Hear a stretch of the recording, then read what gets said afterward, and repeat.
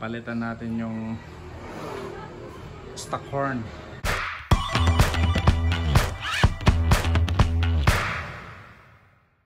Pakinggan muna natin yung stock horn niya kung ano yung tunog.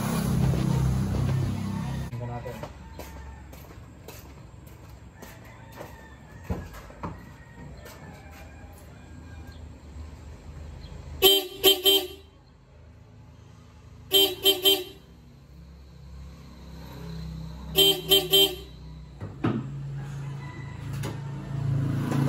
Pakita ko sa inyo kung saan yung horn. Ito yung dalawang stock horn. Papalitan natin tong dalawa. So bali tatanggalin natin itong bolt na to, tapos itong screw type na expandable ba to, tapos isa, dalawa, tatlo, bali apat. Tapos meron pa dito pag tinanggal mo to, merong screw dito sa loob. Dalawa sila magkatabi. Ito magkabilaan sa kabila. So ito yung gagamitin natin na wire. Wala number 16 tsaka number 18.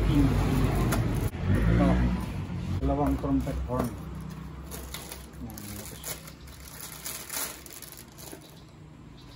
Ito nyo, trumpet horn, yung dalawa siya. Tingnan natin kung malakas to. May kasama na siyang bolt, dalawang piraso to. Okay, so kompleto. Kailangan natin ng ganito.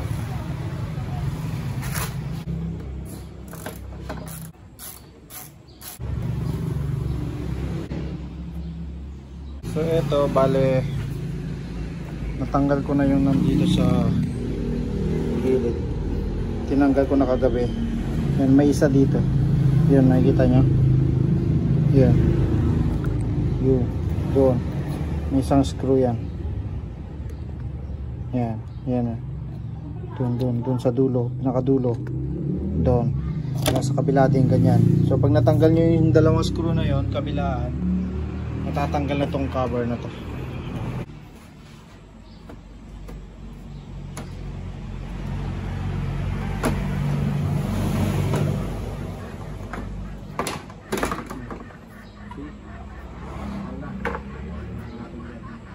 So hindi ko na tatanggalin itong grills na.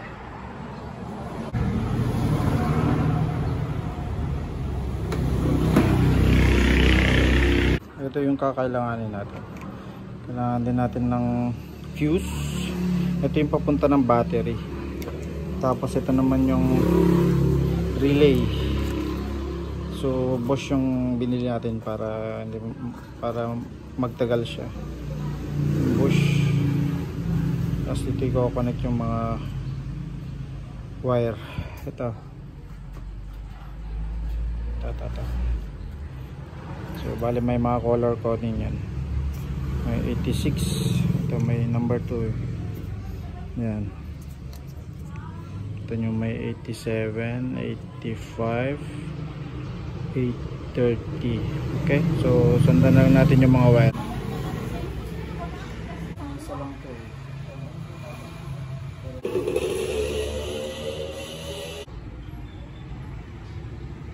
Nalagyan natin itong fuse. Ito yung papunta ng ng battery.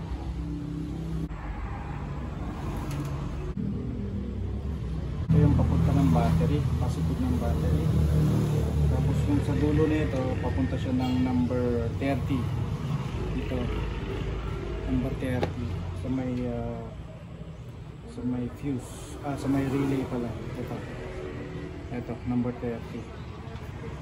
Okay. Na battery dito natin ikakabit. Okay,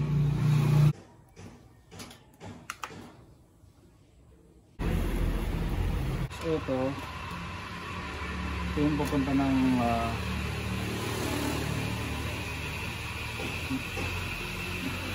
ito yung pupunta sa may positive dito.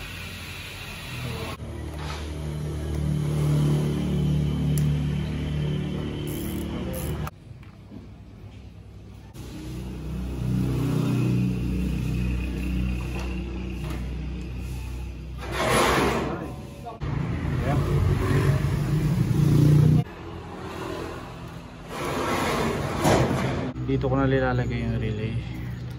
So ito, nakabit ko na siya. Ganyan. So ito yung positive terminal ng battery. Tapos may isang fuse na 20 amperes yata ito. Tignan ko na lang mamaya. Tapos dito ko nilalagay yung relay. Tago ko na lang. Tapos magkakat ulit ako rito ng wire. Itong wire, yung dulo nito papunta siya ng number 30. So number 30 dito sa baba. Ito. Kita nyo yung 30. So ito yung 30. Tapos dito sa adapter nya, so yung number 30 nasa baba. So ito yung number 30. So ito yung kable. So dito natin kakabit yung dulo ng papuntang battery.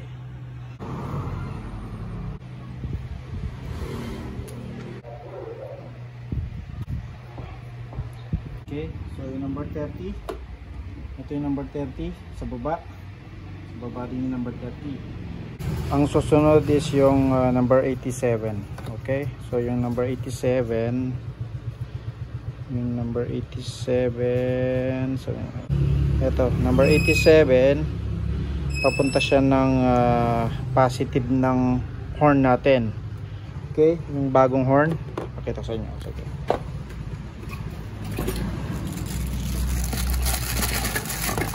Dito.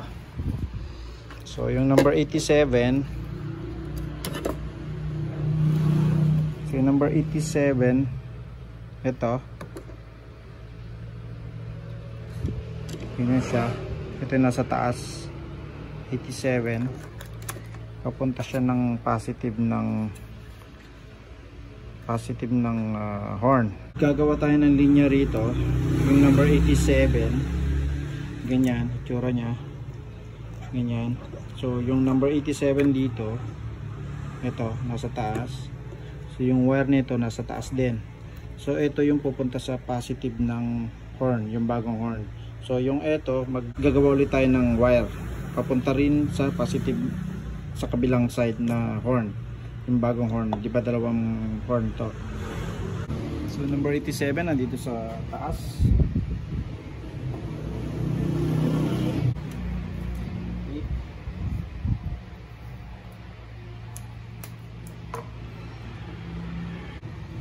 Okay, nakapit na natin yung positive papunta ng positive ng horn ng bagong horn natin. So di ko alam kung saan yung positive dito.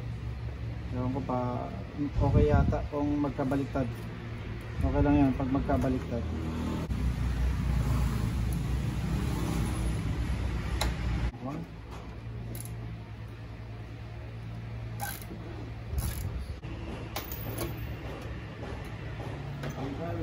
Yung stock na horn natin, so natanggal ko na. Ang lalagay natin is yung board. Okay.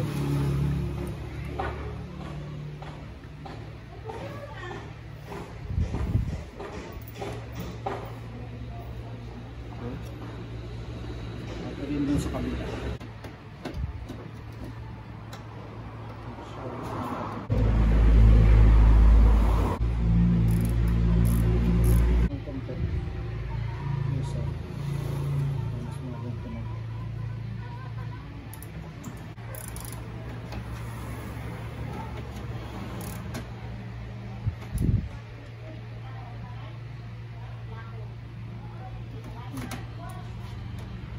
So ito na,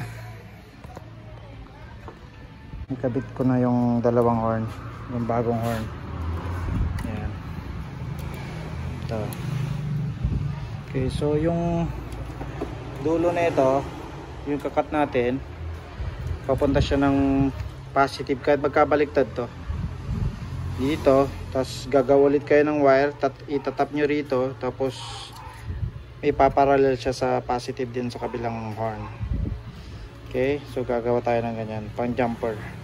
Ganon din sa negative, pero yung negative nito pupunta siya sa body ground. Pwede rin naman siya sa negative ng battery, pero para sa akin lalagay ko sa i-connect ko siya sa body ground, sa metal. Bale siya, parallel din to itong positive, so magkatabi nito positive.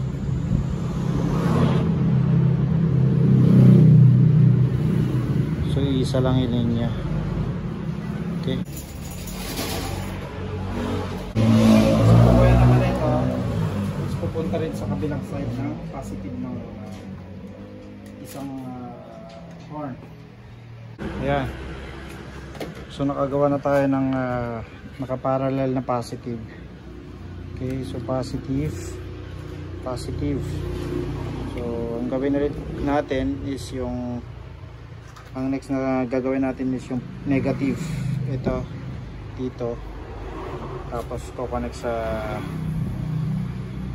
may dito pala. Tinanggal ko na pala yung number 87, kasi itong nasa gitna number 87, tapos nandito sa taas number 87 din kasi as per sa relay number 87, tapos number 87 din tong isa. So ang gagawin ko na lang is yung negative nito, ito negative, i-connect ko siya sa body ground. Pwede rin siyang pupunta sa may terminal ng battery, negative terminal. So ang gagawin ko na lang is ipaparallel ko siya dito, negative, tas body ground, kahit sa mga metal part ng sasakyan nyo. So pwede yan. Gagawa ulit ako ng isa pa. Ayan. So negative, positive, pumunta siya ng relay. Okay. Next is yung linya ng stock ng sasakyan. Okay. So ang gagawin ko is ito, hindi ko natatanggalin tong connection, yung connector niya rito. Bale gagawa na lang ulit ako ng bagong wire na papunta dito sa may relay, 85 tsaka 86. So dito ko connect yung galing sa sasakyan nyo dito, yung original na cable. So yung positive papunta siya sa 85 or sa 86, kahit magkabilaan to, kahit magkapalitan to.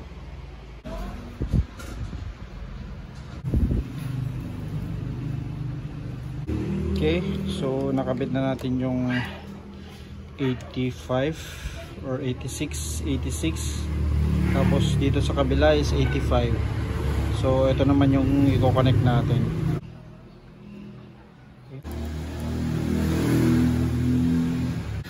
So 85 tsaka 86. Ito 85 tsaka 86. So nalagyan na natin lahat ng connection. So ito wala to, lagyan na lang natin ng tape. Walang connection to. Okay, awisin mo natin tong kable dito, kabit natin dito sa gilid. So na-connect na natin positive, negative, positive, naka-connect sa kabilang horn, positive, tapos negative, nakaparallel dito sa negative na horn, tapos body ground pumunta rito. Hindi ko pa nilagay sa pwede rin naman sa battery. Itong mga wire mamaya ilagyan ko na lang ng kulay black na.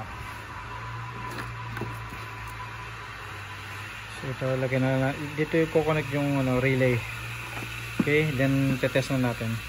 Okay, so tapos na natin ikabit lahat ng connection. So yung negative pala nilagay ko na lang dito sa may battery kasi wala akong makitang metal dito. Meron dito sana ito dito sana, kaso ito sana, kaso walang bolt eh. So dito ko na lang nilagay sa may negative terminal ng battery. Tapos ngayon kukonektin natin tong relay, then itetest na natin. Okay, so try na natin. Connect ko muna yung battery. Tanggalin natin dito. Tapos connect natin yung battery.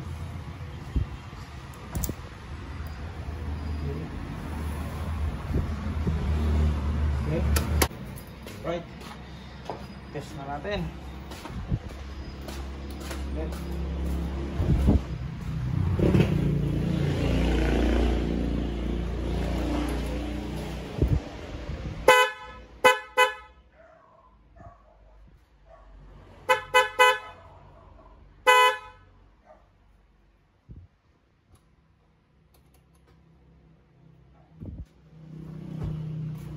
Diba? Tapos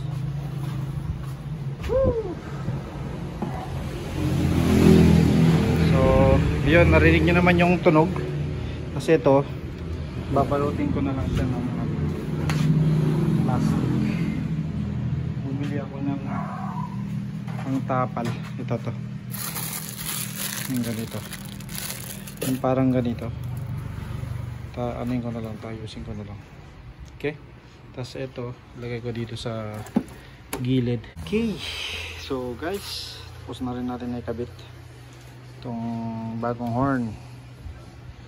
So ito yung negative, nakaparallel siya rito sa kabila.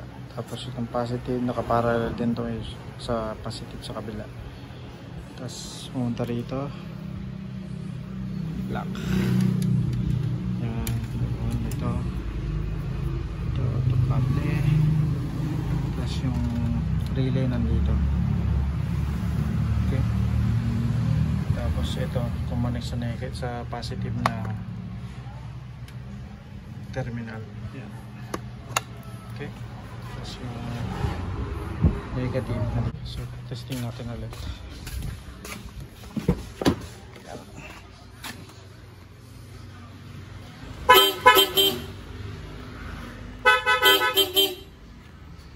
Lakas. So okay, so yun lang guys, madali lang i-install to. Kung gusto nyo mag-install ng ganito rin na snail horn, napakadaling i-install. Okay, so sana nagustuhan nyo tong video na to. At kung may mga question kayo, mag-comment lang kayo sa baba, sasagutin natin. Okay, so in order ko ito sa Lazada. Tig ano lang yata ate, 600 or 700. Okay, so Kia Sportage. Okay, so see you next guys.